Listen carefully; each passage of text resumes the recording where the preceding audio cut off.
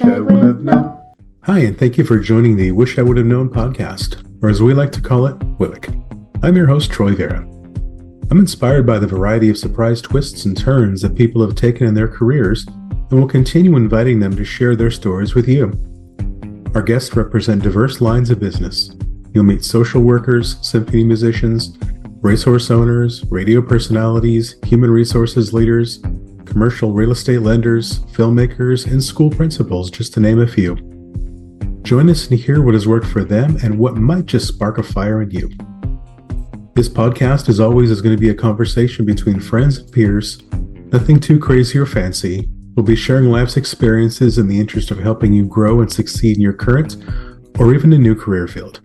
Today's guest is Debbie Ruiz-Harpster, and they're joining us today to talk about their career journey in social work. So let's get to know Debbie a little bit better. Hi, Debbie. Hi, Troy. Thanks for having me here today. So a little bit about me. I am a California native. As you know, we both grew up in the same hometown of Gilroy, California. I have lived in Southern Nevada, where I am currently since 2003. From 2003 to 2008, I was director of Prevent Child Abuse Nevada, where I provided training on a regular basis on recognizing and reporting child abuse. And I did that to hundreds of community members who work with children and families. And that's where I really started to get a deep love of being a child advocate. Since then, I have worked at various Clark County nonprofit organizations here in Southern Nevada. Currently, I'm working in a couple of part-time capacities as prevention education trainer and facilitator for a couple of nonprofit organizations, one of which is in child sexual abuse prevention, stranger abduction, and bullying prevention, and that I do to young children in elementary school.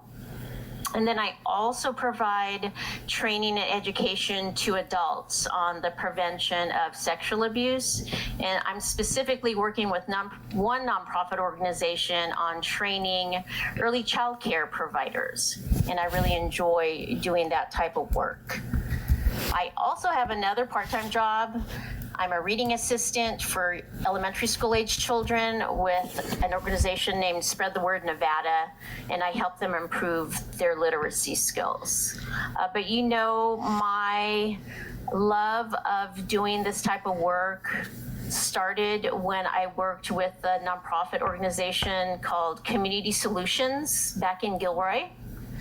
And that's where I was trained in violence prevention programs. And that was in the year 2000. So I can say I've been doing this type of work for nearly 25 years. Yeah, that's phenomenal. And, I think this is something also that you definitely got driven into you from your very caring parents. Our moms, worked together in the convalescent home world. Yes. And, just that heart for people who sometimes don't have a voice and sometimes don't have the power to stand up for themselves. And I think that's really neat how you've taken that legacy of kindness and made it your own. That's something that's very fulfilling. Thank you for those kind words. And your mom was a wonderful woman as well. Thank you. All right. So, as we kind of go back into the archives here, what did the 10-year-old version of yourself wanted to be when you grew up? Well, I have to admit that I was really into watching television at the time, series like Happy Days, Laverne and Shirley, shows like that. I thought I wanted to be a writer, and I wanted to write for television shows. Oh, that's cool. I had no idea what that was about or how to get into it, but that's what I thought. In your early work life, what sort of people helped put their fingerprints and serve as role models for you? So definitely teachers, for sure. I was very fortunate to have a couple of teachers in my family. In fact, my mom's brother and sister-in-law were teachers.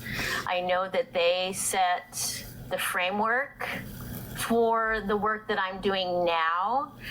as I progressed in my career in the nonprofit field and in doing community work, I definitely looked towards the leaders of those organizations, so the executive directors, and I wanted to model the traits that they had. You know, they were very good leaders, they were very driven to succeed, and they were very good at working with different groups of people. I did become an executive director myself, and I tried it for about 9 months, and then I figured out I probably wasn't cut out for that. Yeah, a lot of bureaucracy, paperwork. Yeah, definitely. Yeah, and so you talked about some of your teachers also in your past. Are there any certain ones that you want to give a shout out to?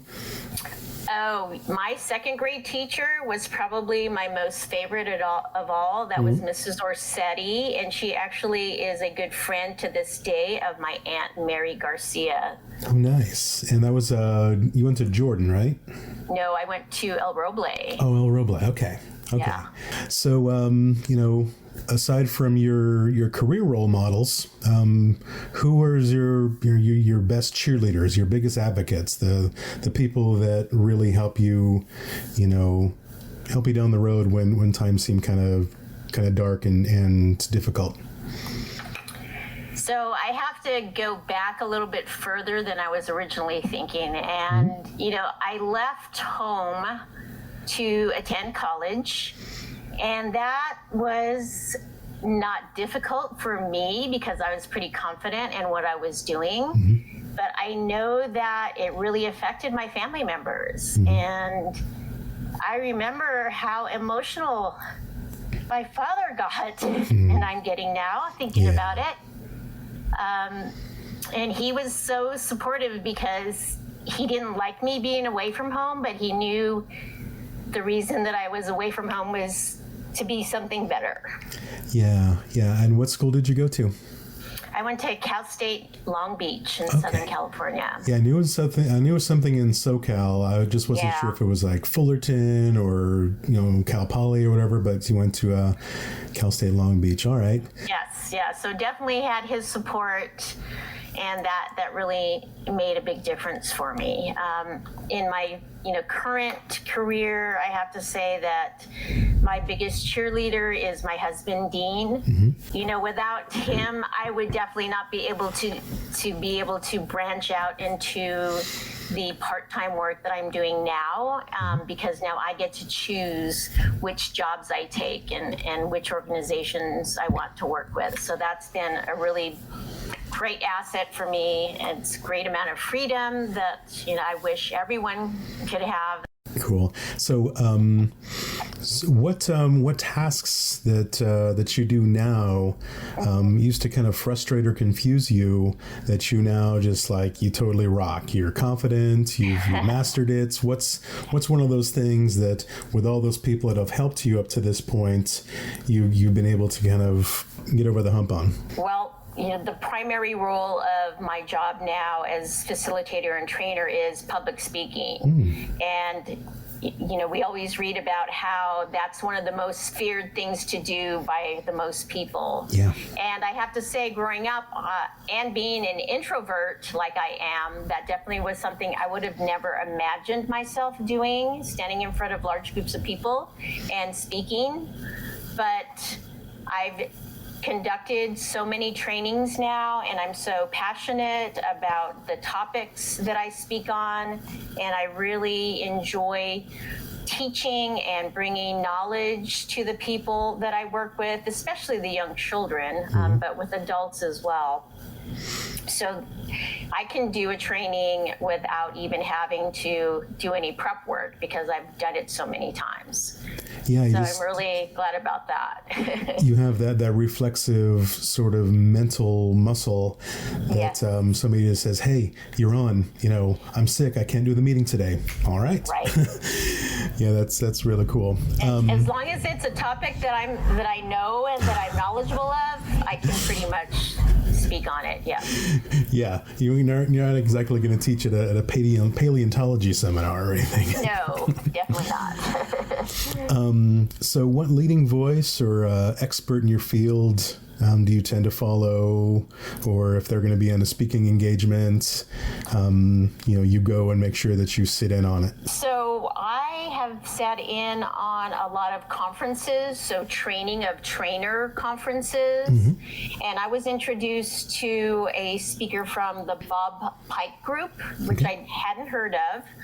This was maybe about 3 or 4 years ago, so I follow that organization pretty regularly. They offer a lot of great seminars in person, but unfortunately I don't always have the financial means or the time, but they do offer webinars that are free of charge online, so I always try and watch those as often as I can. One of the people, though, that I have to say that I really like to follow and who influenced me as a speaker and a trainer is Dr. Nadine Burke-Harris. And I first saw her on her TED Talk about adverse childhood experiences. And so I follow her and her work on that topic. She's done a lot for the field of child abuse treatment and trauma. And so I really enjoy catching her anywhere that I can.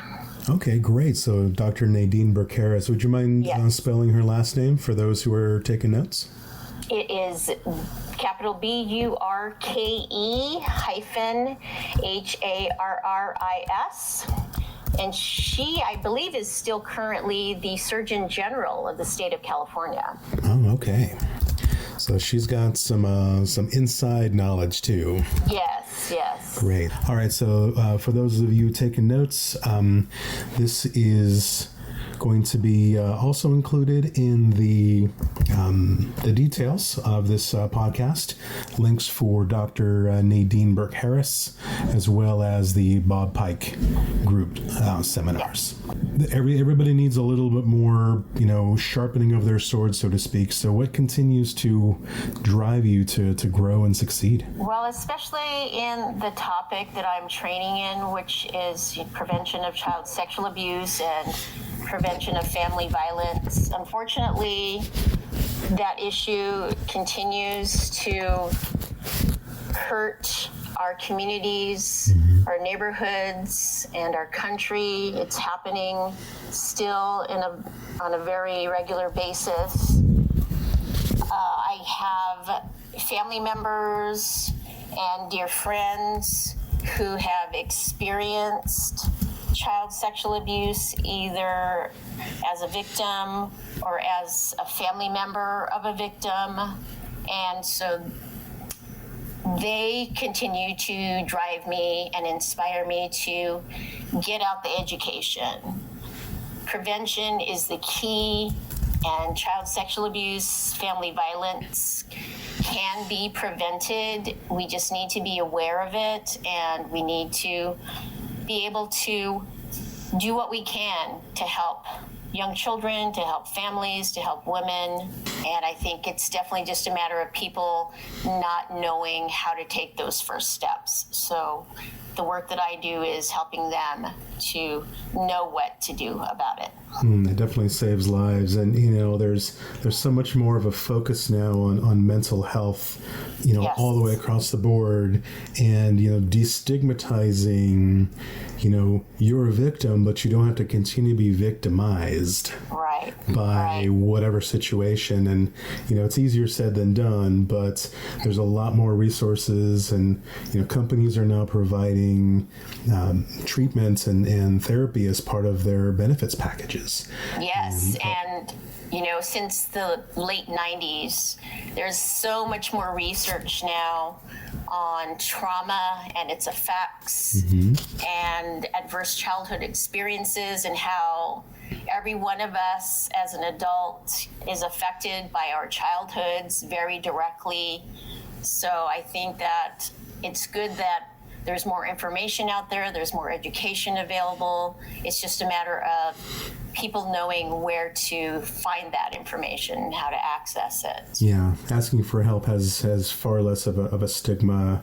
Exactly. And, knowing you and your very kind, gentle approach to things, I think that helps train your people who are responsible to you in working in that capacity to make sure that they're comfortable. And I was asking about some of your personality tests that you might take through your career, and the Myers-Briggs INFP Yes. characteristics, which is also kind of known as the mediator. So Right. how do you use that to your benefits? Do you use that when you're meeting people? Do you say, I am an INFP? Or do you just kind of let your skills be back there and just play off of them? Right. It's definitely the latter. I think my ability to be able to relate to different individuals, whether they are similar personality type or very opposite personality type, I definitely think that my personality type will help me to be able to relate to people much better. I know that sometimes in some of my trainings, I have people that have very different ideas, especially when it comes to teaching young children about the importance of sex and the importance of making sure children have the language to communicate that, to keep them protected. Yeah. So there might be people of different generations that have different ideas or were brought up with different ideas, or there might be people that just haven't been educated fully as to its importance. But I think that my personality trait, I'm able to speak with them in such a way that helps them understand and maybe change their minds. Yeah, there's understanding without judgment. Right. Yeah, that's a really good way of approaching that, because you've got cultural mores and Yes. just knowing who you can trust, and Right. that's super important to keep people in a healthy mindset instead of driving them further back into their own shadow. So, what would you say is your work language? For me, it's recognition and understanding. What's a thing that would just sort of typify your work language? So I definitely think not only my work language, but in my personal life as well, appreciation is what I value most. And fortunately, I have that appreciation in my personal life from my husband specifically. So that is very nice, and that inspires me and keeps me going.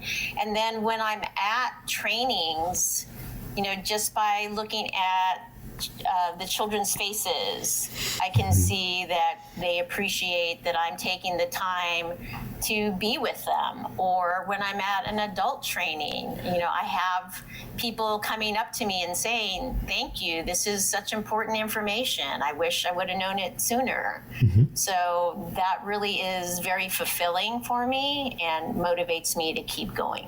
Oh, that's great. So as people are kind of standing there and talking with, Debbie the person, what sort of thing that you wish that people knew a little bit more about you, aside from your name tag, your credentials, and perhaps even your materials? So I think it's important that people understand I'm very sensitive, and not necessarily sensitive personally or about anything personal to me, but I'm sensitive to other people's feelings.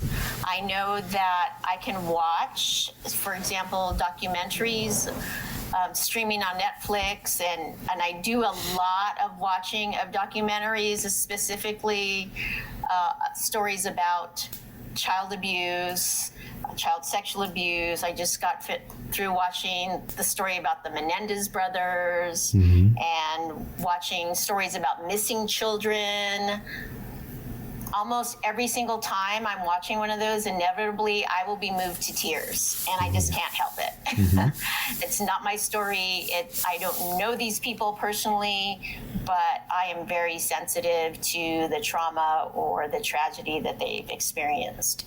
And so when I speak with people also, and if by chance any of them shares a personal experience with me, I take that as an honor, and I let them know that, I'm happy that they shared with me. I thank them for sharing with me, and try to make sure they know that there is help for them and offer them comfort immediately. So definitely being very sensitive can be a disadvantage in some instances, but I think in my work life it can be advantageous. Yeah, that's good, because you take a little piece from them, and then you give something back. You earn their trust, and then you give them a little bit more confidence. Even if it's just like something they could figuratively take in their hand and put in their pocket that nobody else can see, but they've gotten some kind words from you, even a look, just that thing that says, I can see who you are and I care about you. There's better in this world. And that's just so, I'm sure that's just so, fulfilling at the end of the day. When your head hits the pillow, your work is making an impact, not just making a lot of money, it's making an impact. And that is just priceless. Right. And, in my trainings with adults, I always share personal experiences of family or friends, with their permission, of course. And I think that helps them to understand, she's not just lecturing us, or she's just not giving us an academic overview. Yeah. She really experiences this, and she cares about this topic. And so I think that helps as well. Yeah, you've lived it, you've helped people through it, and that's just so powerful, the power of being genuine. Yeah. So with meeting the individuals, now how about your peers? Do you attend mixers, trade events? I know you said that you go to some of these either virtual webinars or some of the in-person events. What kind of mixing opportunity and networking do you see happening within your field? So as a trainer of adults that provide early child care, I am certified by an organization called the Nevada Registry, and they offer training in our state, throughout our state, so that individuals who are working with young children can receive a certain amount of credit hours that are applied to their licensing. And so just as they need to receive a certain number of hours of education, as trainers, in order to remain certified, also have to go through a certain number of hours of education on a yearly basis. Yeah. So I always make sure and go to the Training of Trainers conferences that they offer. And those are really great experiences, because all of the people in that audience that I am sitting with are also trainers. So we're learning, more tips on how to make our trainings better, how to set up environments, how to make topics that are more interesting. Because sometimes, our topics can be very cut and dry, especially when it comes to specific types of trainings that are required of early care providers to take on a regular basis. So we are learning how to be more creative in our facilitation and training. So that's really, really valuable. And then I seek out webinars on the topic itself, so that can help me with the content of my trainings. Most of the trainings that I provide are already set curriculums, so I don't need to do any adding to it, but I can offer more statistics or stories that support the content that I already have. I also am working on creating my own curriculum and presentations to offer at different types of conferences, not only here in my local community, but throughout the country as well. And so as I go to each of these webinars or other in-person conferences, I'm getting ideas for content on what I can add to my own original presentations as well. Now, when it comes to networking types of things, I really think I need to do a little bit more of that. I've tried to get involved with local women's philanthropic organizations. Unfortunately, that it wasn't very successful. It didn't really take off. I've also been aware of other local organizations that are more of a business type or networking type of content, but haven't been able to really get up and attend those. My schedules just vary so much. It's hard to make the time, carve it out for these regular networking types of meetings. Yeah, and I'm sure if you have any significant extra time, considering how much you already do for work, you're going to want to, hang out with Dean and the family and just kind of take vacations. Yeah, we've done some world traveling, so yeah. Oh, that's so neat. Do you have right now, do you have a place where somebody can go and consume your content, or when they're part of these organizations, they get access and exposure to you? Do you have like a blog? Do you have a repository where this information is stored for people within the industry? Wow. Not really. I would only have local types of organizations here. Okay. I know there is one individual, she is actually national, but she's based out of Las Vegas, and her name is Stacy Wedding, and her business is the Stacy Wedding Group. Okay. Wedding, WEDDING? Yes. She does have a regular newsletter, and she has a podcast as well. Awesome. All right. Well, I'll make sure to include links to Stacy's materials along with Dr. Harris.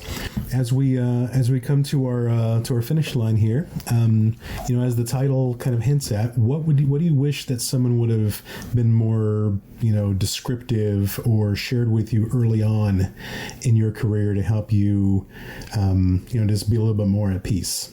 That's a really good question. I was fortunate enough to have done some exploration while I was in college. I actually took this course, which was all about finding your career, the career that suited you best. And so I was encouraged by that course to take different courses since I was an undeclared major. So while I don't recommend that for everybody, I think that if you're not really sure, I think being an undeclared major could be very beneficial. I remember I took a specific social work class, which was all about the counseling portion of it, the mental health portion of it. And after I took that class, I decided I don't think I can do this because it was working directly one-on-one with the people who had suffered trauma already. We're looking at therapist capacity, huh? Right. I didn't think I had the right skill set for that type of work. But I did look to similar types of careers, and that's when I was led to teaching. Because as I said before, I was encouraged at a very young age by very good teachers. And so I actually enrolled in the teaching emphasis portion of my degree subject, which was English.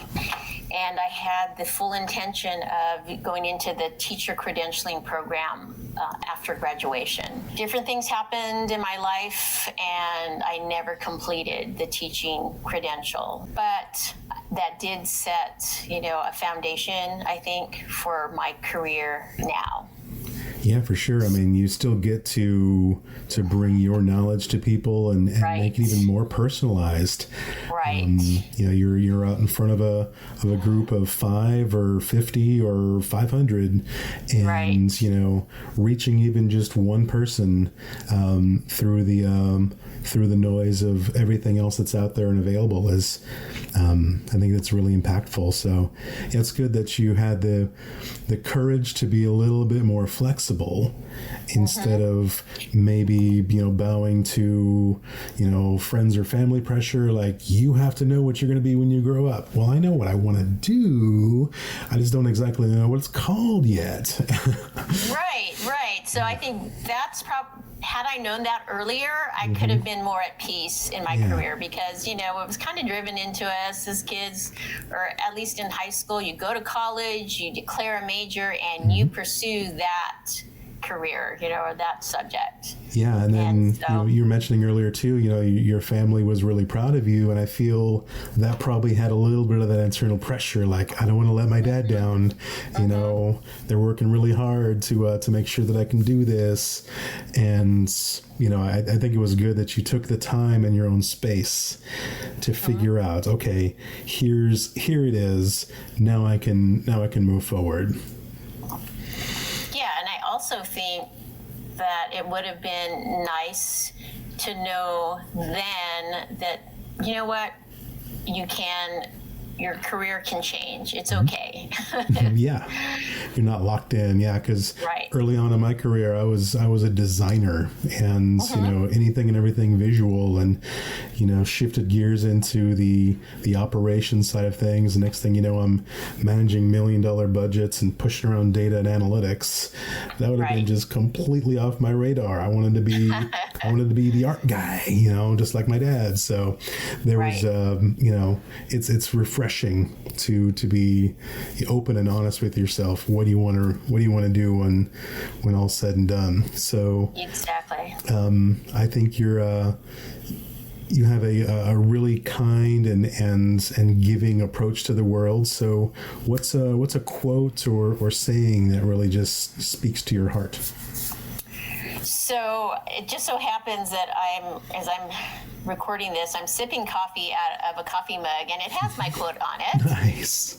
Be the change you wish to see in the world, by Gandhi. And I really think that resonates, because I'm hoping that the work I do will somehow make just a small change. Yeah, and your friends and family see it, and even if you encounter one person one time through one of your programs, you've left a good mark on them, that they can be confident, Exactly. they can be safe, Right. they can stand up for themselves, and not be a victim or a statistic any longer. So that's really neat.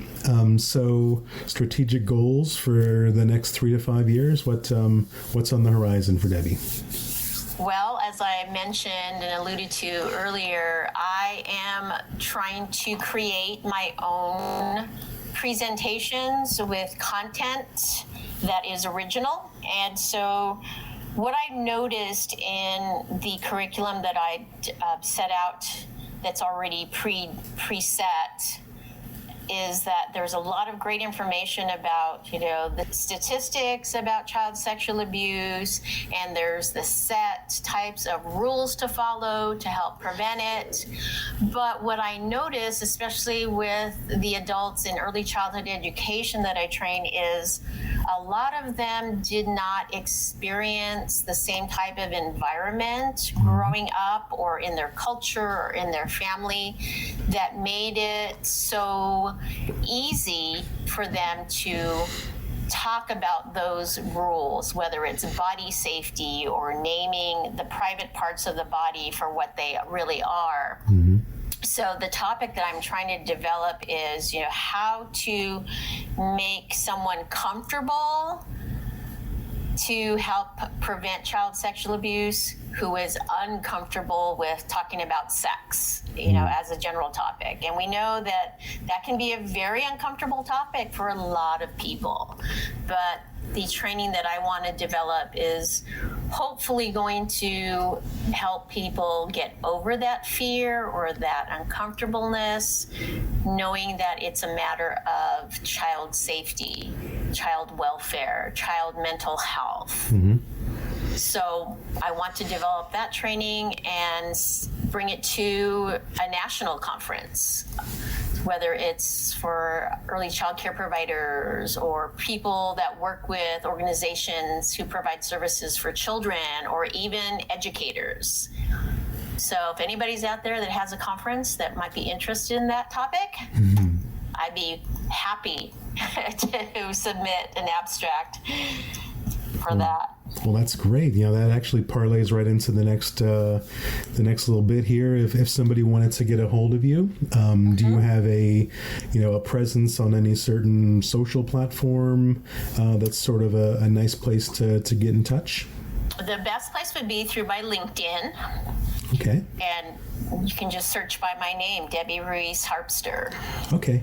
And also for our kind listeners, we're going to include a link to her bio in the description. But so DEBBIE RUIZ and then Harpster HARPSTER.